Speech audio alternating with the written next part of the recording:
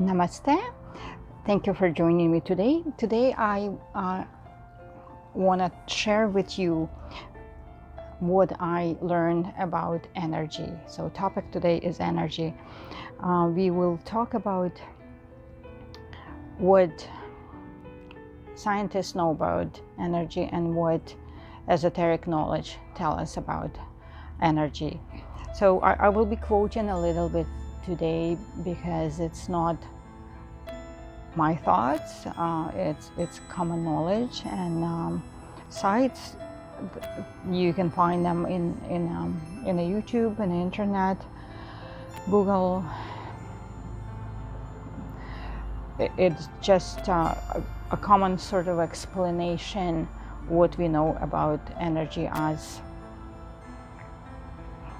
a scientist.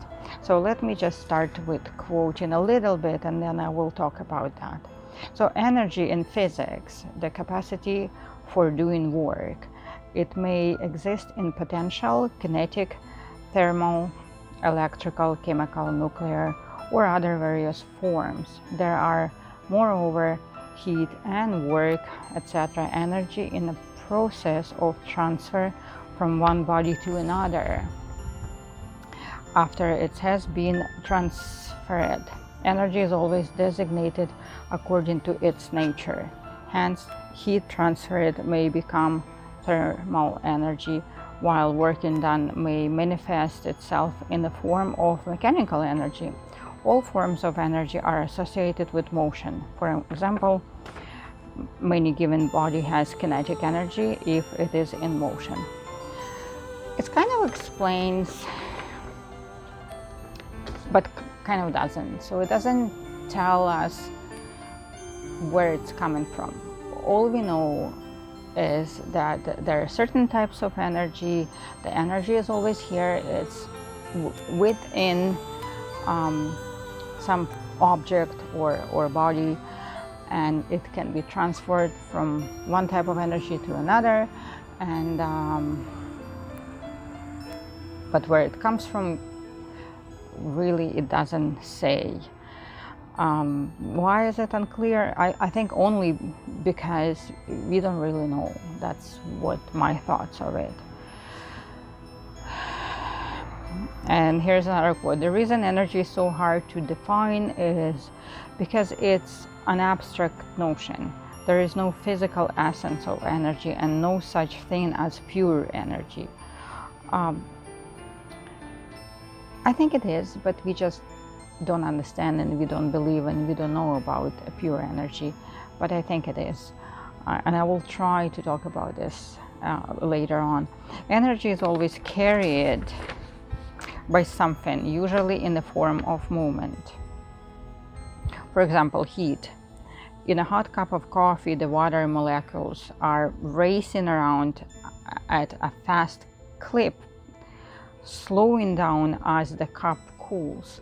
So that's what we see, that when we apply heat to the water, the molecules are more emotional, more energetic. There are many examples of it, and I know in an atom itself, in a nuclear, there's so much energy inside, and when you try to break it, it will explode. So much energy it is inside and was there to begin with, but how it get there, no one really can explain. And that's what we will try to see, if we can really understand where it's coming from. So another quote is, what about chemical energy, electrical energy, or nuclear energy? They're a bit more complicated, but it is the final in the final analysis, all these forms of energy also involve a type of movement or a potential to move.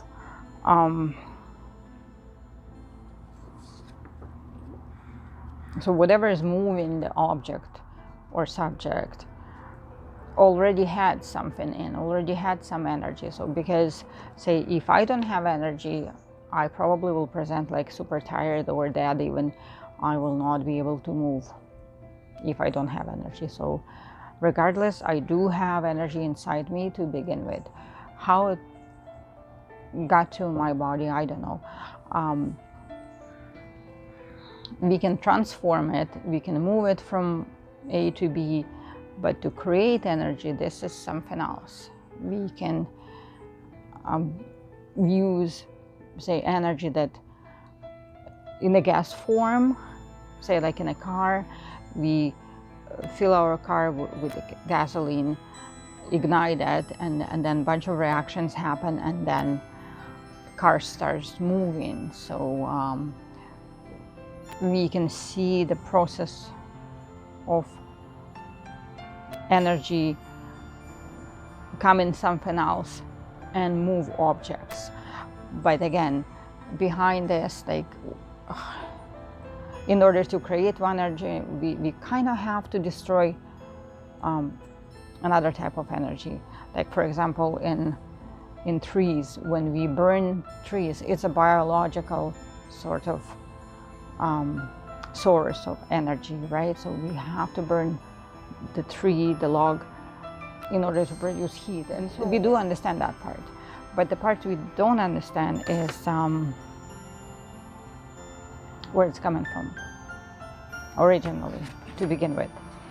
And those explanations, like, there is another quote, kind of funny. It is a bit like a Plato's definition of a man as a featherless biped. I really enjoyed that quote, featherless biped. That's how he explained what the human is, what a man is. So the same with energy. We cannot explain how to create it, what it is really, because we only can see it within something or see it as a chain of reaction and result. So quite interesting. And we do use energy all the time. We do use energy of sun, we do energy of a wave, like sun produce light, produce life, wave or wind produce sound or produce a movement and wind that the planet needs. So we see the four elements working and possessing that energy to do the job, to help the planet, to help us. Like water has a lot of energy potentially when we use water to produce electricity, or we produce fire to create heat and warm place. We see all those four elements working here and using the energy that they possess in order to help us with our daily needs. There is another element, the fifth element, called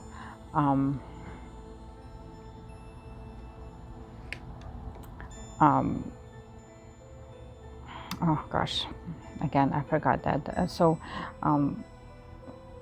Aether, yes. So aether, a lot of people don't even know what it is. It's a fifth element that is not actively used or understood on this planet yet.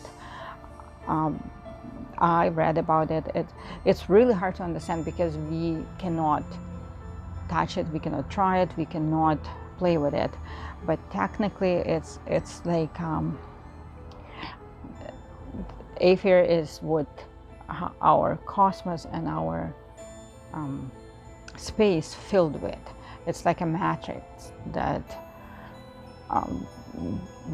connects everything. It's like a fabric. And again, just because we are not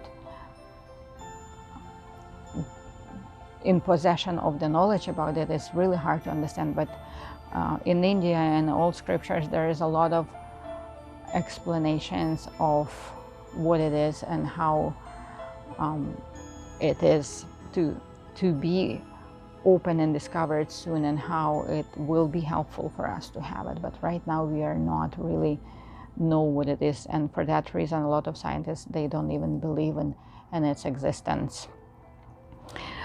So all this is knowledge that scientifically acknowledged and proven to be correct about energy, but there is another view on energy, which is a spiritual view, which is divine view on energy, and I also wanted to talk about that today. So energy and spirituality. I'm gonna quote again, and it's from the site esotericphilosophy.net if someone interested, but I will put all the documents that I'm quoting from in the explanation of the video to give a reference so you can check it for yourself. So the energy in spirituality refers to a widespread belief in an interpersonal, non-physical force of essence. Believers consider spiritual energy to be of a different type than those known to science. Behind all happening in the world of phenomena exists the world of energies. These are of the greatest diversity and complexity, but all of them move and work under the law of cause and effect. Yes. So my understanding of this, that everything is energy, and we use energy. There is like active energy and the potent energy, and sometimes we just use the potent energy and we give it a meaning, either positive or negative, depend on what our intentions are and what we feel and how we feel and how our emotions are. So it's quite important to understand that, because how the cosmos works, there is no empty space in cosmos. And if NASA haven't discovered yet that aether, and they decided it's just a vacuum between rocks and planets and so on, it's not entirely correct from the spiritual aspect of it, because there is no emptiness in the nature. There is no emptiness anywhere. It's just because it's huge, and distance from, say, one planet to another is huge. It doesn't mean there is nothing in between. There is that aether, the connection between everything. It's a fabric that connects us, because we are all one. Our universe looks like a cell of gigantic organism that we are yet to learn, to find out. Right now we are not really understand that. And my view again on it is just instead of looking at in the sky and think, oh, this is the constellation of Taurus or whatever, or this is the gas formation, or this is the fog of whatever. We should look at this as, okay, those clusters, those gas sort of formations are spiritual beings that lives in the cosmos who are big, and the form and shape of which is kind of abstract, because they don't look like us, obviously, but they have ability to think, have ability to create, because they create space, they create cosmos, they create planets, they create us, and they use their consciousness, they use their thought process of creating everything around us, and this planet as well. So instead of looking at those clusters as, oh, it's just a stardust, no, it's not entirely. It's a cluster of some sort of spiritual being that is able to create, and that spiritual being possesses a huge amount of energy, and that energy used to create, and still the whole cosmos is expanding, and the whole cosmos is still growing and being created by those godly creatures. And if you ask me, if I have to tell you what God is, well, it's an abstract form, if you wish, there are many gods or godly figures that are energy, and they're creative energy. So that's how I look at them, what gods are. And for me, it's not the old person sitting on a cloud. It's not, but it's something way bigger than myself, that possess great wisdom and ability to create such a beautiful space. So knowing this, and knowing that I am a tiny little reflection of that creative spirit, I also have ability to think and use my creative thinking to create my own reality here. And I also have energy, and I can use that energy wisely in a positive and constructive way to create my own sort of little space, like within my family or at work or with my friends. So that would be a result of my creation. And if I choose to be positive, it's going to be positive place, positive life, enjoyable place to be. Or if I am disturbed, or if I am decided to create negative energy and negative experience, then for that reason it will affect my life in a negative way, and life of other people or spiritual beings who is in my life to also be in a negative kind of situation. I will have to introduce my cat Carbon. He is always trying to be in my videos, so I think it's time to say hi and tell you guys who it is.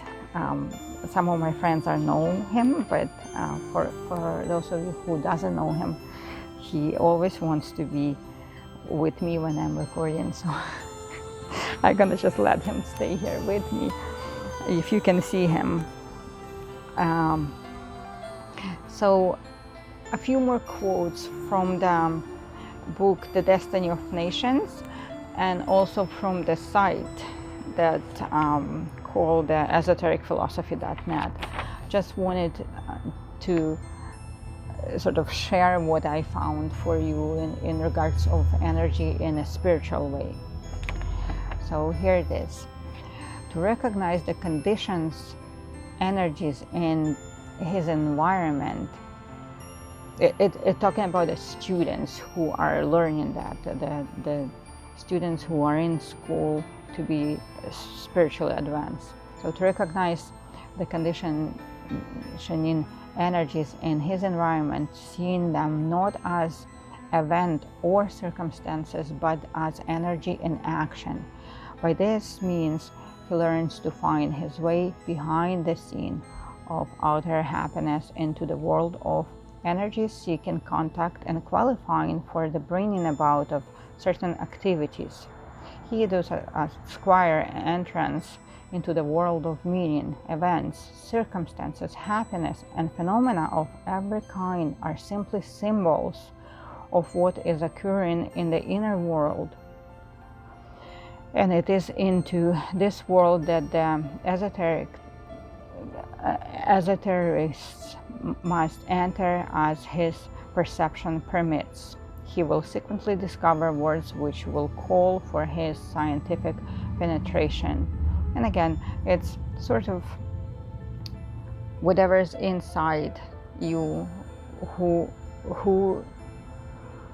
are you inside, it will reflect to how you view the world and what you create around you as well. And everything that we see around us, its principle is that it's your creation. You are doing it with your thinking, you are doing it with your action, with your words, with your energy, with your view on what's going on around you. So the life of the occult students is consciously lived in the world of energies. Those energies have always been present for the whole of existence in all the kingdoms of nature is a manifested energy, but men are not aware of this. And again, yes, we are not aware of this because we know very little about this. If we knew the fact that we are not only acting on our emotions, we use that potent energy. Let's say I got angry at someone, so I gather that energy, that potent and ready to be active. But with my inner feeling, with my anger, I can create a monster. And this monster will grow until it explodes. And what I do a huge damage for myself first, or always damage to myself first, because if your actions are destructive to someone, you also destructing yourself. So it's like a bomb goes off, and the person that it's receiving it will get affected, and you get affected, and even this garden that I'm in will affect and will feel my negative energy if I am doing that. But I am choosing what I'm creating. I'm choosing what I'm doing with my energy. If I choose to react in a negative and destructive way, then this is what I get as well. I will get more, because that chain reaction will start happening, and that person will react, and the other person will react, and then it's gonna go around and end up here again. And I will eat my own sort of poison. So I cannot control other people's reaction. I cannot control other people's action and emotions, but I can control mine own. So if somehow I got possessed by my negative emotion, if I can check what's going on with me before I react, if I would say, okay, what's going on, why I'm feeling this way, why I have conflict with so-and-so, I can stop it. By analyzing what's going on, I can say, okay, I can't control this person, but I can control how I react to this. So if the person is harmful to me, I can always think of, okay, what's going on? Maybe I did something to this person and I'm unaware of it. Maybe it's karma between us that the time came for me to realize and kind of pay off that karma. Or maybe it's a new karma that I'm creating by reacting. So the choice is mine. And if I choose wisely, if I choose to go and say a little prayer or wish this person to get well and see what they're doing, or help them in some way, or just don't react and walk away, it's going to be way more helpful than react and create a war. So I am in charge of either I'm going to take that potent energy and put it in a negative way or put it in a positive way. It's me who in charge of that, and it's you who in charge of that. So let's be self-aware. Let's see what we can do to control our emotions and our wishes, because wishing someone unwell, we are automatically bringing that on ourselves as well. So we will not be well if we produce this, because the energy, like as soon as it's got that charge, negative or positive, it goes and it goes around the globe and comes back to you. So choose wisely. Like Jesus once said, love your enemies, and for that reason. So you have to make sure that they are well. If they're not well already and you wish them to be even more sicker, then that's what you're going to face, disturbed person all the time, and you're going to have that conflict all the time. So it's in your hands to stop it right there, and it's in your hands to change it into something positive. or at least not let it go into the war. I can quote a little bit more. So all that is occurring is an evidence of energy and is expressive of force. That is factor never to be forgotten. It is essential that you recognize them as existing. There is a little that you as an individual or group can do about them beyond seeing to its. There is nothing in you which could make you, unimportant as you may be, a focal point of hate, separation, fear, pride, and other characteristics which feed the fires which threaten to bring disaster to the world. Each of you can aid more than you can guess through the regulation of thoughts and ideas, through the cultivation of loving spirit, and through the general use of the great invocation, whereby those forces are energies so sorely needed can be invoked. So this is again just to tell you that the world as it is happened for the reason. You are where you need to be. I am where I need to be, and if I have a conflict or some negative experience, this is probably what needs to happen due to my karma, due to my own action previously, and I need to realize this.